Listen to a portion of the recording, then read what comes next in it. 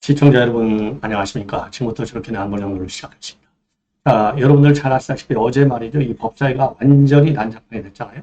유상봉 의원이 얘기했는데 집에 갔더니 초등학생 아들이 야, 우리 초등학생들도 그런 식으로 회의를 안 한다고 하더래요.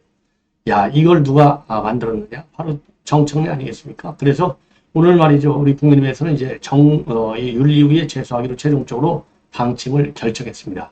여기에 대해서 역시 정청래답게 본인도 윤리위에 제소하겠다. 그 이유는 위원장 말을 안 들었다는 것이죠. 야, 참 기가 막혀요.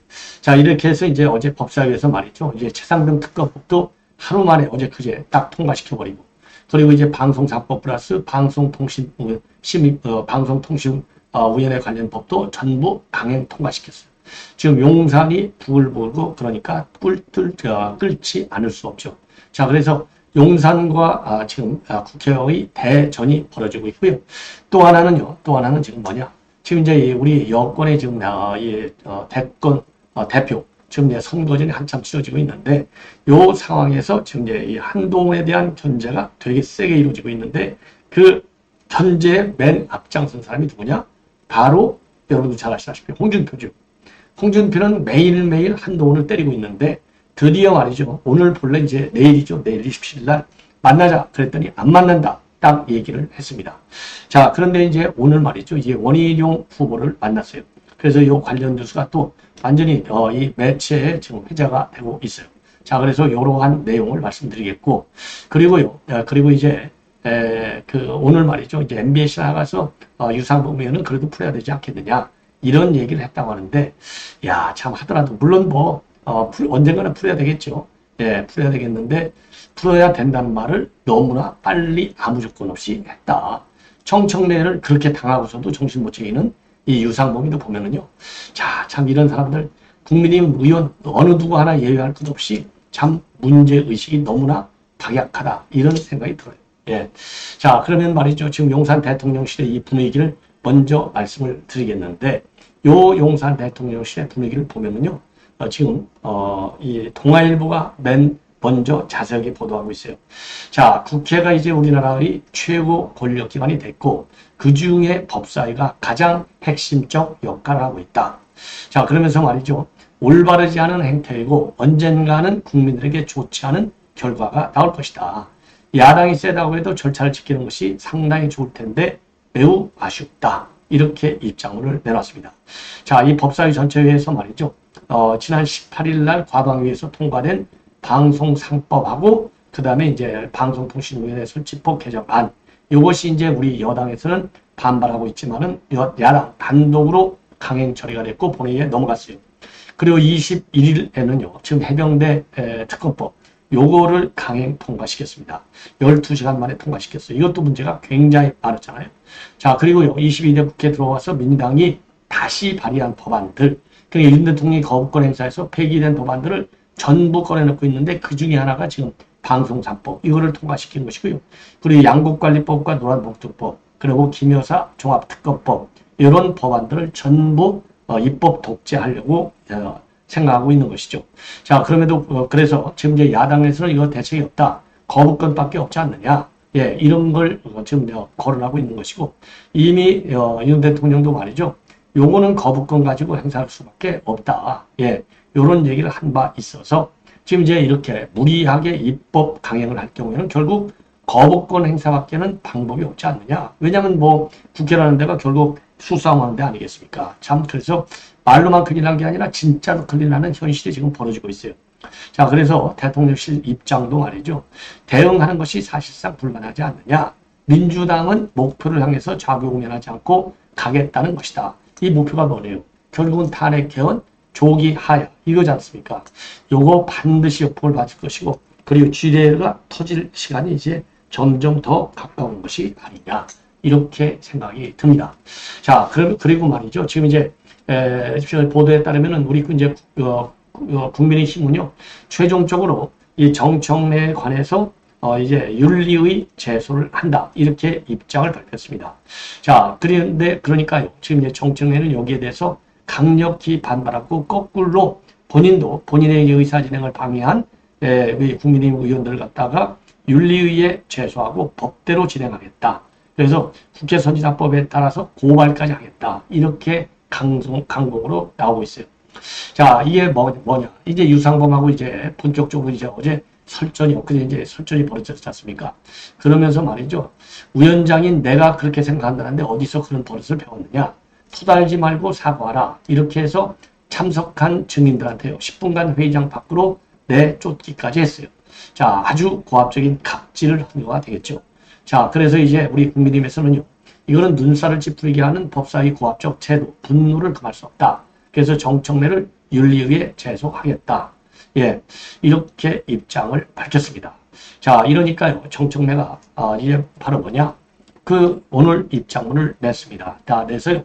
법사위를 법대로 진행했고 내 진행에 불법적 요소가 있었다면 국회법 몇 조 몇 항을 위반했는지 한번 지적해봐라. 국회법 위반 지적을 못할까 하면 법대로 진행하는 위원장석에 찾아와서 막무가내로 의사진행을 방해한 점에 대해서 반성하고 사과부터 해라. 그리고 의사진행 방해에 대해서는 윤리의 제소를 검토하겠고 국회 선진화법 즉 퇴거 불응죄로 고발하겠다.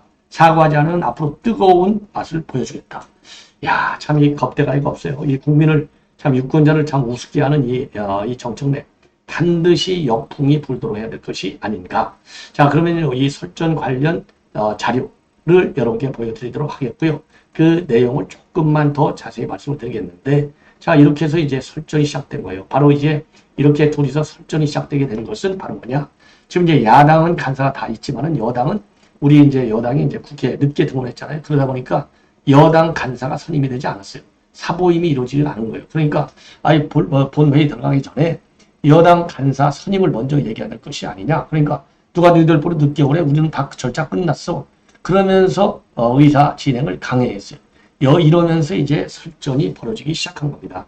그래서 너 이름이 뭐냐? 공부는 누가 잘했냐? 뭐 이런 그 얘기까지 오고 간 거예요. 자, 요 다음에 또 하나 보여드릴게요. 자, 그 다음에 그러다 보니까요, 이 설전의 이제 핵심이 바로 요겁니다. 자, 이 요거는 여러분께서 좀 아셔야 돼요. 성함이 뭡니까? 정청래가. 그러니까 성함은요, 성함이, 잠깐만요. 의원님 성함이 뭐예요? 유상범한테 하는 얘기예요. 그러니까 위원장님 성함은요. 그게 정청래입니다. 그러니까 나는 유상범이다.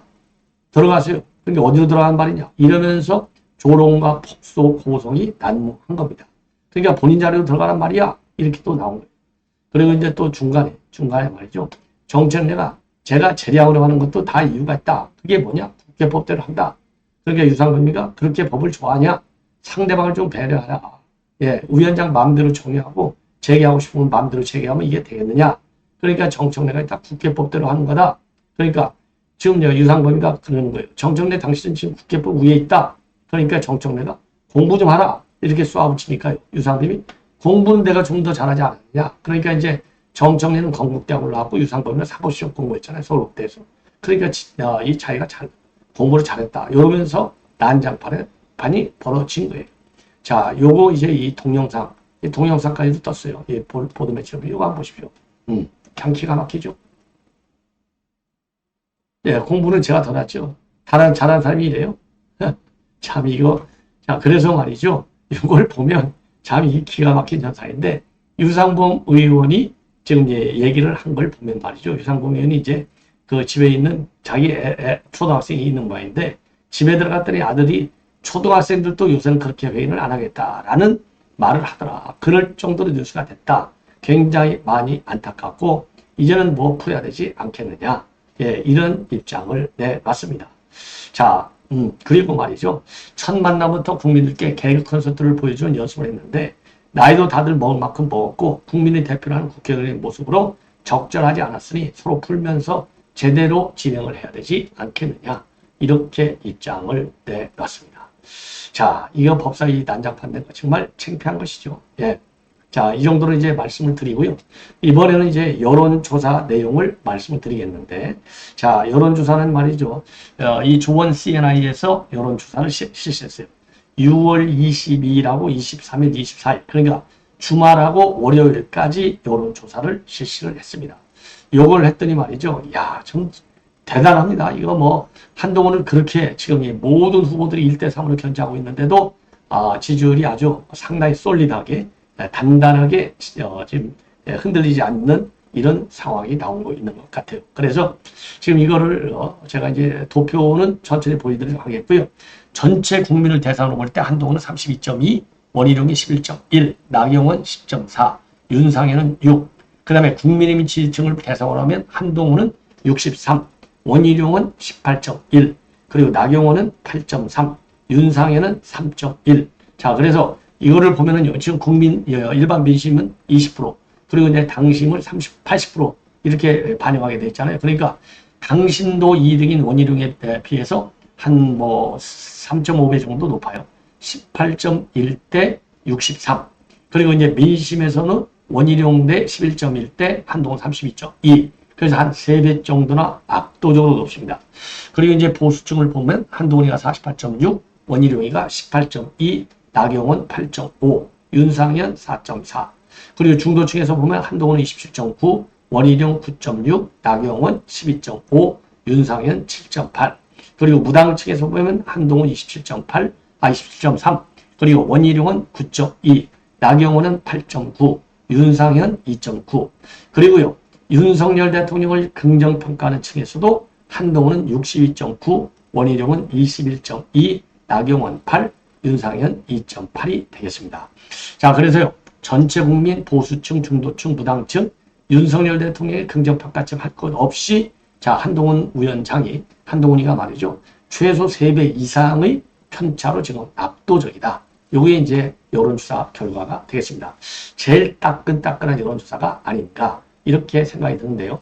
요거를 한번, 요 도표를 통해서 한번 보여드리시죠. 자, 이 전체가 이제 32.2, 11.1로 되어 있어요. 이 지역별, 이거는 이제 생략을 하겠습니다. 이 전역별은 이제 쭉 생략을 하도록 하고 있고요. 자, 그러면 그래도 말이죠. 이 서울의 경우는 어떻게 보느냐? 서울의 경우를 보더라도, 그러니까 전 지역에서, 전 지역에서 압도적으로 높아요. 그리고 서울, 그 다음에 충청도 할 것 없이 전부 지금 앞서고 있다. 그 다음에 이제 또 하나 도표를 또 말씀드리면, 연령별로도 말이죠. 연령별로도 전부, 그리고 남, 여성, 성별, 그 다음에 이제 이 정당 지지율을 보면은요, 지금 이제 이 민주당의 지지율, 지금 민주당의 지지율을 보면, 지금 이제 우리 국민의힘보다는 높게 나오고 있습니다. 자, 지지층, 국민의 지지층에서 63%가 나오잖아요. 그리고 민주당 측에서 14.5, 조국 혁신당에서도 17.1, 그 다음에 개혁신당, 기타 정당, 그 다음에 대통령의 긍정평가 중에서도 62%, 그 다음에 이 성향별로 이렇게 보더라도, 그래서 모든 이 지표에서 압도적으로 지금 앞서고 있는 조사가 나왔어요. 자, 그 다음에 이제 또 여러분들 차기 당대표 여론조사, 이제 아까 말씀드렸잖아요. 전체적으로 보면 32.2 대 11.1, 나경원 10.4, 윤상현 6.0이 되겠습니다. 자, 그 다음에 이제 이번에는요, 차기 대권 지지도를 봤더니, 야, 참 놀라운데, 이재명이가 40.1, 한동훈이 21.6, 그 다음에 조국이 높아요. 7.7. 그 다음에 원희룡이가 6.4. 원희룡이가 6.4. 상당히 높습니다. 원희가 6.4. 그 다음에 이준석이가 5.3. 오세훈이가 4.2. 홍준표가 3.9가 되겠습니다. 김동연이 3. 안철수는 1.3. 이렇게 나와 있어요. 자, 그래서 지금 이 이재명, 조국, 이재명, 그 다음에 이 한동훈, 그 다음에 조국, 그 다음에 원희룡, 요런 순서로 나와 있다. 자, 이거를 이제 말씀드리겠고, 그 다음에 이제 정당 지지를 보면요. 민주당은 42.8, 국민의힘은 33.7, 조국혁신당이 8.3이 되겠습니다. 그리고 개혁신당은 4.5. 그리고 정당의 추이, 지지정당의 추이를 보면은요. 지금 우리 국민의힘은 떨어지고 있고, 민주당은 여전히 올라가고 있다. 참 안타까워요. 그리고 지금 이제 대구를 집중적으로 분석했어요. 대구. 조사했어요. 그랬더니 대구의 주요 이제 사업과 관련해서는요, 전반적으로 상당히 호응을 많이 받고 있습니다. 자, 대구시장 홍준표가 말이죠. 긍정평가를 많이 받고 있어요. 5대 첨단 산업 육성이 20.9, 도시철도 4호선 17.3, 그 다음에 통합신공항이 14.9, 취수원 이전이 12.3. 그 다음에 이제 대구하고 경북하고 통합하는 거. 이게 8.9로 되어 있습니다. 예. 그 다음에요.